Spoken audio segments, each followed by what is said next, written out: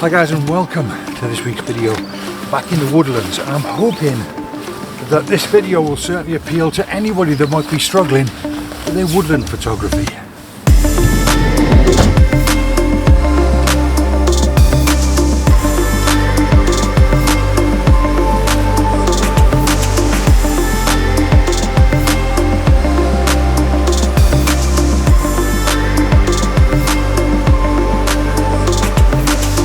This video is going to be split in two. The first half is about the physical attribute. Camera in hand, out and about in the woodlands, taking pictures. The first half of this video is all about that. How to take pictures that hopefully will be something a little bit different to the norm. And the second half of this video is about how you present your images. It's a tried and tested way of doing it.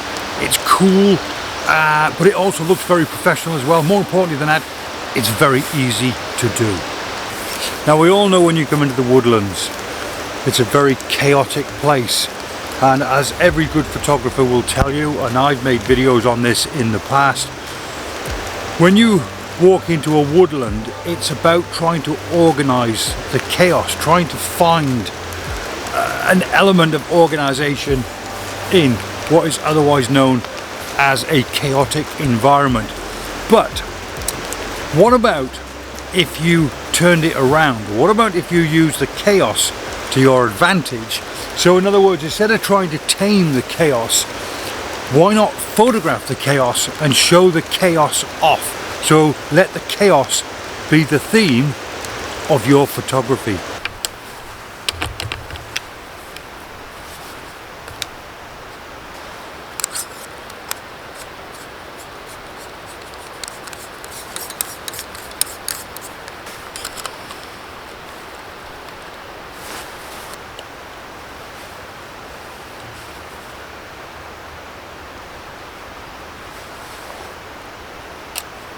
Bit of a spoiler alert for you then. Even though I'm going to take pictures of a chaotic scene, there still has to be an element of balance in the picture, because I don't want the picture to just look like a snapshot. So even though I'm about to take some photographs of some beautiful green, spindly, mossy covered trees that look so chaotic, I mean they really are chaotic, I still have to, I don't want to use the word tame because I want to photograph the chaos in the image, but I still have to present to the viewer a very balanced picture. And it's a very fine line between a snapshot and a balanced picture. Now for me, when it comes to balancing pictures, I'm going to be using rules of thirds. Now of course it's not imperative, you don't have to use rules of thirds, but I like to use rules of thirds. At the end of the day, if you're going to have to balance a picture, then you're going to have to balance a picture using some formula. Now I know some of you guys already will be switching off thinking, oh bloody hell, here he goes again about his rules of thirds. But look, hear me out, look at the pictures I'm taking, listen to my explanations, and then make an informed decision of whether you think I'm right or not. Spoiler alert, I am right, by the way. But of course, if you disagree with me, then you could also be right. Yeah, that's going to get confusing, isn't it? Look at this, what a fantastic spot this is. What a fantastic spot. Let me talk you through how I'm going to compose this image. First of all, I need you guys to come in my camera with me. Right, so now I'm filming what I'm about to photograph in a second. So there you go, that's me actually filming. What we're looking at here is, obviously without stating the obvious, you've got the tree coming up here and then the branches coming out and spreading, and look how very chaotic the whole scene is. It's really nice. So what I'm actually doing now is simply zooming in, zooming out, up and down, and looking around for compositions. That's what I'm looking for. And what I really like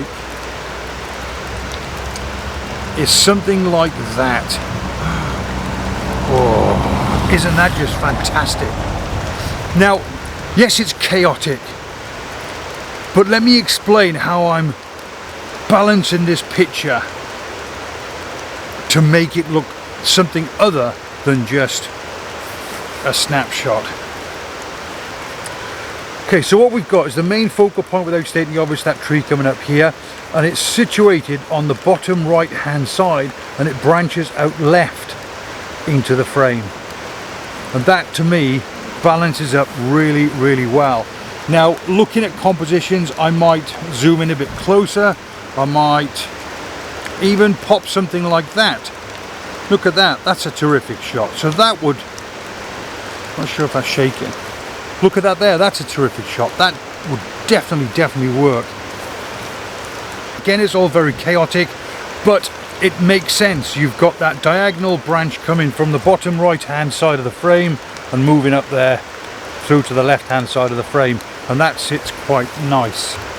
But this is how I find my compositions. I do it all in camera. It just makes so much more sense. I love all of that. Obviously I'm restricted there, but I could move the camera.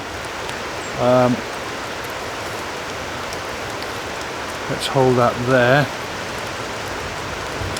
There we go. Let me talk you through these camera settings. At the moment, this camera that I'm filming on is at 2.8, but to me that's too shallow a depth of field. I would rather shoot this at f11. Now the thing is, because I'm zooming in, f11 is still giving me a very shallow depth of field.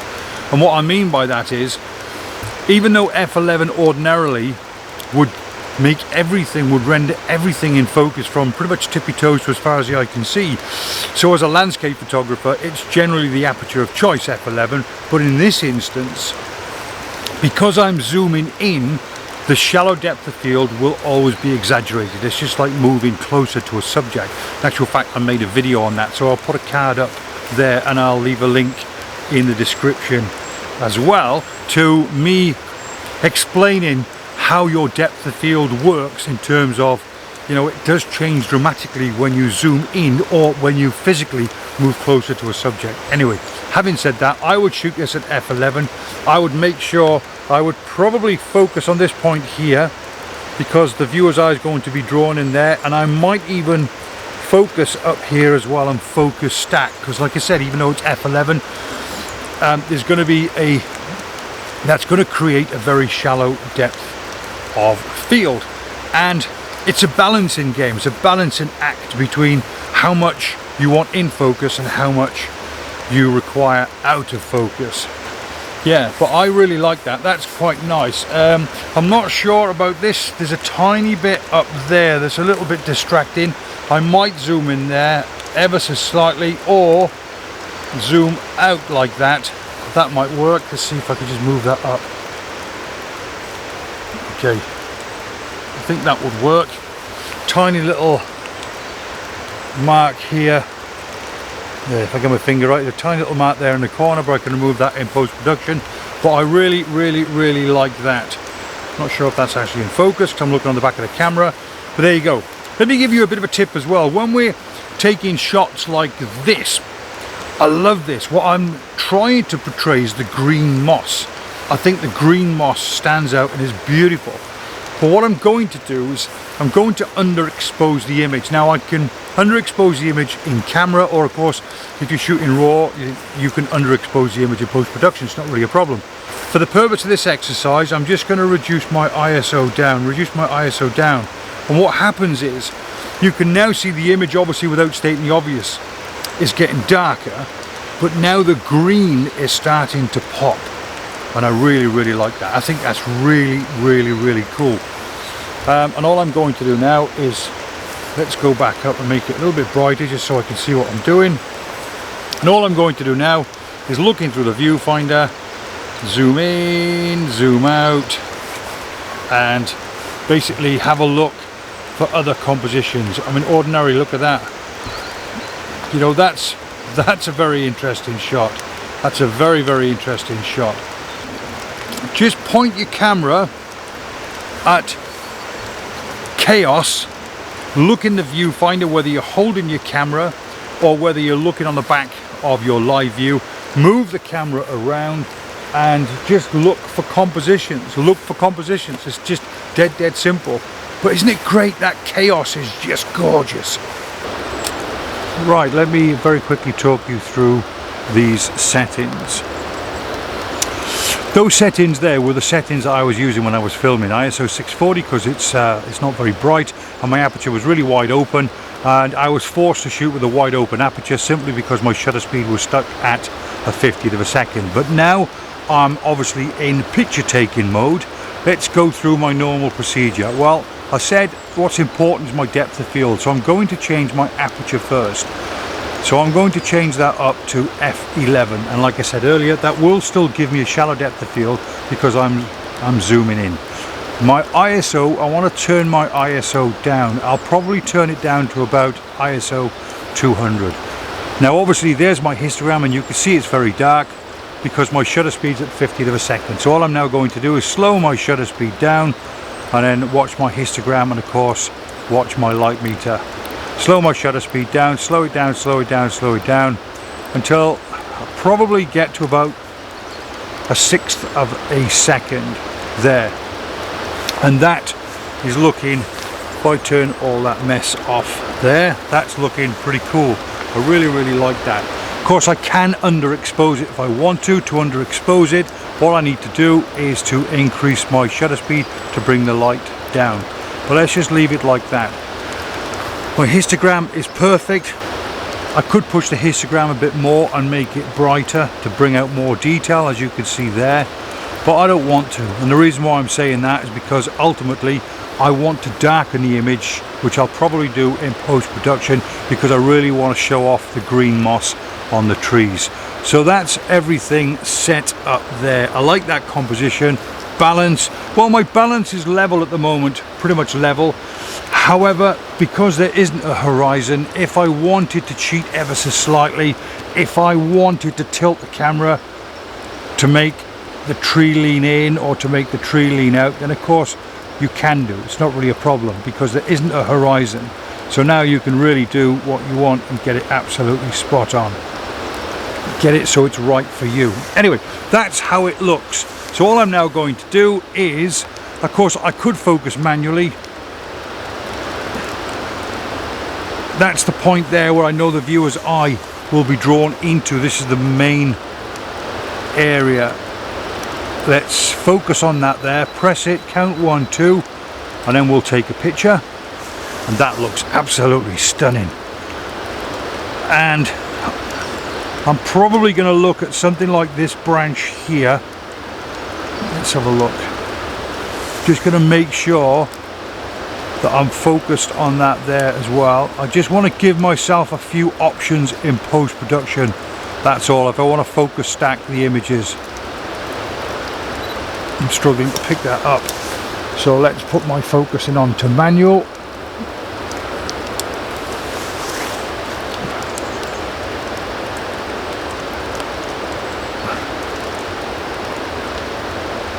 There you go. Press 1, 2. There you go. That's that in the bag. Love, love, love and adore that. Having said love and adore that image, how many times have we looked on the back of our camera and thought, I've absolutely nailed that, but when we've gone back to the PC in the cold light of day and look at the image on a big screen, and all of a sudden it's like, oh, you know, it's plain at the very, very best.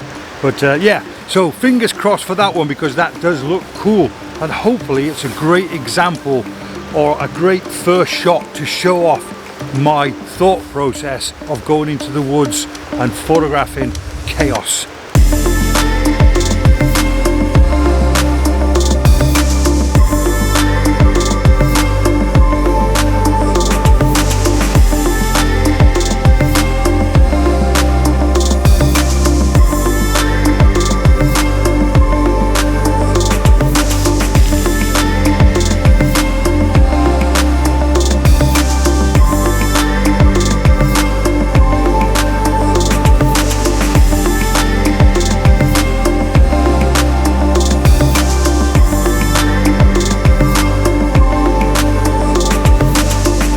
Right, that is one shot in the bag. What I'm going to do now as an additional challenge, because the van is only just behind me, you probably can see it there somewhere, I'm going to try and stick really, really close to the car park just to prove again how easy this challenge can be. One in the bag. I now need another 2.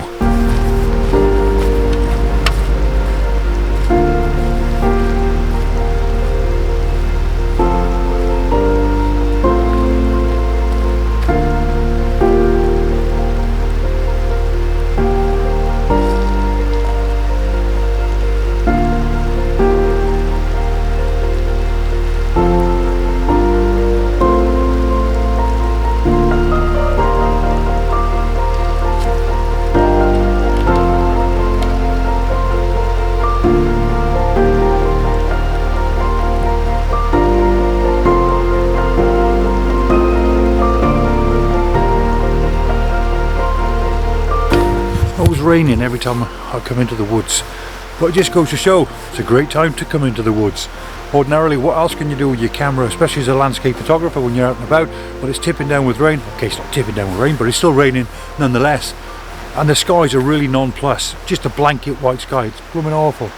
Okay, right, back to it. I've literally walked 20 paces down here, and camera to the eye, having a look around, and I've discovered what I think will possibly frame up as another nice shot. So set the camera back up on a tripod and let's see if we can create any magic here.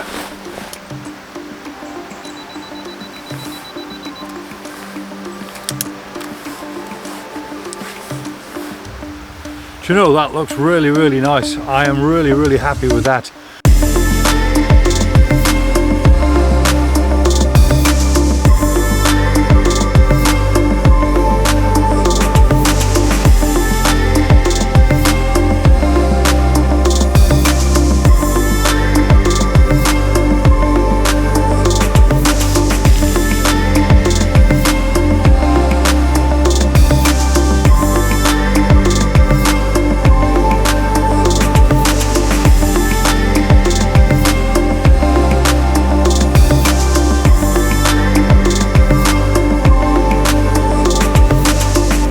Comes to photography like this, I suppose the same could be said for any photography, but especially in this kind of environment, it pays just to stand still sometimes and look around and observe.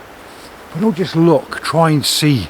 And obviously a good tip for that is, especially with the type of photography that we're doing, whereby at the moment we're zooming in and just highlighting parts, more often than not it's better just to get your camera in your hand, get it up to your eye and start looking and peruse the whole of the area. Zoom in, zoom out, and before you know it, compositions will jump out at you. Trust me, just stand still, absorb it, take it all in and look around and just survey, but more importantly, try and learn to see.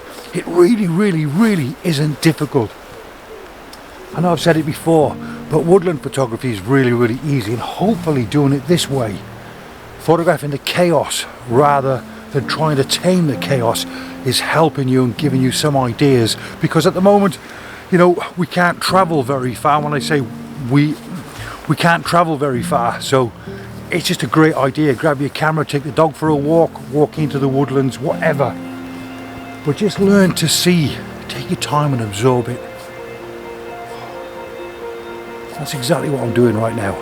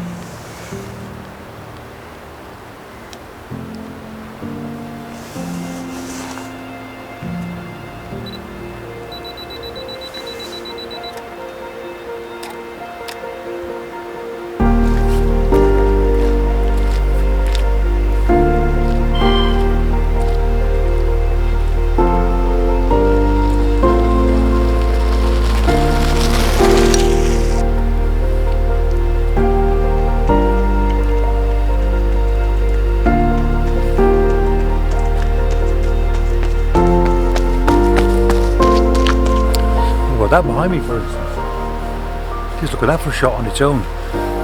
Hopefully these pictures are coming out fine, and hopefully you guys are enjoying this particular video. I think it'll get better part 2, so later on in this video. But let me just explain something. I get lots of comments saying, oh, I wish I had your eye and all the rest of it. At the end of the day, it's not anything special. If I come away with some good photographs today, it's not because I've got a better eye than you. The chances are it's just because maybe I'm looking for something that you never thought of looking for, or more importantly, maybe it's because I've come to a woodland that's perhaps a bit more exciting than the woodland you generally go to. There's no secrets to it, honestly. Just because you've got a badge of honour, you're a photographer, whatever, the chances are it's just because it's something you've never thought of doing before, or maybe you're not going to the right places, or maybe you're just not committing enough time. But this is in all of us, irrespective of, you know, the badge of honour that you might wear on your chest. This is quite a cool thing to do, literally walking along the path or a road that runs through our local woods. And I'm just stopping, like I mentioned earlier, and I'm just looking out and just perusing. Not only on this video, but every photographer's video. When you're watching it, try and keep an eye out for compositions that the photographer hasn't seen, for instance. You know, I do it myself. You're forever watching somebody else's videos and you think, oh, turn around, just look there. And it's, you know, it's not the same as being out there, of course not, but all of this is a learning experience for all of us. I'm going to grab my camera now and I'm just going to pan all away across here and let you guys see exactly what I can see. And I bet so many of you, based on the type of photography that we're going for today, I bet loads of you are thinking, oh, there, what about there? What about zooming in there? What about zooming out? And it's such a great way to learn. It really is. Honestly, it is. I do it. So why not you?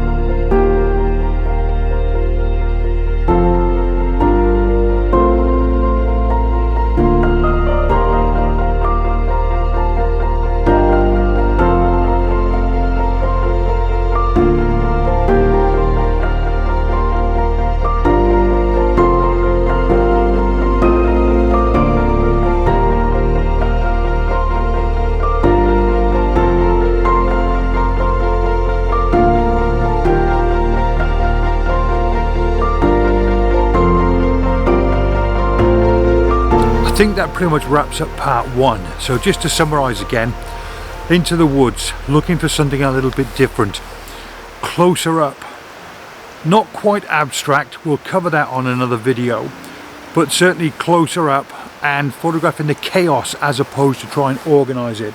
Now I know, backtracking ever so slightly, I know that there's still an element of balance in your images to make them look right. I get that, I understand that, but that's the same in all genres of photography.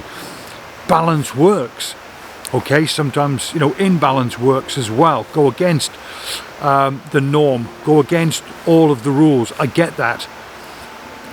But at least when you balance the image or images, you know that they definitely work.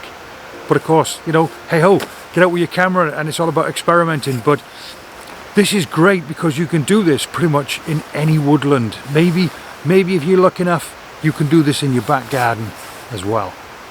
Okay, let's come on to part 2. Part 2 is very similar to part 1, but I'm going to talk about how to display images in a rather cool way. Let's talk about triptychs, for instance. Triptychs are a great way to tell a story of your journey. It's a great way of putting perhaps 3 mundane pictures, 3 individual pictures together. 3 individual pictures that might not look well or right or well received on their own, but in a combination of 3 will certainly tell a tale and tell a story. I've made a few videos on this in the past. Abstract photography in water, for instance. You know, you can do it with anything. Your world's your oyster. There are a few small rules that you have to bear in mind when you're putting a triptych together, when you're putting 3 pictures together. A, they have to mate. So in other words, out of 3 images, I can't put a picture of my van, a picture of the river, and a picture of a rock with moss on it, because those 3 images, they won't gel together. So to the viewer, it's very confusing. So when you put a triptych together, be mindful that the viewer's going to look at all 3 images as one. So in other words, let's give you an example. If you take a vertical orientation image from the images that we've captured today and place it in the middle, and then on the right hand side place an image that's weighted more to the right hand side or leans to the right hand side, and then do the opposite on the left. Now when the viewer views all 3 images, whether those 3 images are in one frame or they're 3 individual frames that are sat together on a wall, it's irrelevant. The fact is, you want somebody to view all 3 of them as one, as a whole. And so that's the only thing you've got to be mindful towards. This is why, again, if you go out and work to things like rules of thirds, apologies if you don't like rules of thirds, but they just work. It means now you could pretty much draw a line across the horizon and see where the main focal point is on the right picture, the main focal point is on the left picture, and the main focal point is on the center. And it should pretty much be equal across all 3. Again, that's only an example. It's a great way to balance all 3 pictures. So the point I'm making here is, when you're out and about taking pictures, irrespective of where you're taking pictures, just try and be mindful of how the images are going to be presented. And if you fancy presenting them as in a triptych, and they do look good by the way, then just be mindful when you're taking the pictures of roughly what image is going to go in the left hand frame, what image in the right hand frame, and what image in the center. More often than not, we're working with square crops when it comes to triptychs, but of course you don't have to work in square crops when it comes to triptychs. That of course is entirely up to you. But yeah, part 2 is exactly that. From the images I've taken today, let me give you some examples. Let me throw some of my pictures up on the screen, and let me drag them and let me place them in the left, middle and right hand frames of a triptych, and then together let's look at the whole picture and let's see if you feel what I'm trying to portray, what I'm trying to get across. Because it's a great thing to print, and it's a great way to tell the story of whatever story you're trying to portray. I hope that makes sense. Part 1 and part 2, things that you can pretty much go out and do local anytime, especially now while we're all still locked up. Oh, I'm blooming starving, desperate for a cup of coffee as well. Been in the woods all day. I was going to make this 3 things that you could do in the woodland photography video, if that makes sense, instead of 2 things that I've done today. But the 3rd thing is pretty cool, and I'll make a video separate to this one and I'll release that next week. Van is up there, literally 500 yards away, that's all. So I'm not even knackered from walking and trudging for miles today, I'm not. It just goes to show though, you know, if I can create what I think are going to be nice images this close to the van, then so can you. There's no reason why not. So right, okay, without further ado, thank you very much indeed for watching. As always, help support the channel, give it a thumbs up. And if you've liked any of the pictures, or like I mentioned earlier, if you've seen any compositions over my shoulder, do me a favor, let me know in the comments below. I do read them all, and I reply to pretty much all of them as well. Whew. Until the next time, guys, which will be next week, have yourself a good one. Catch you then. Cheers.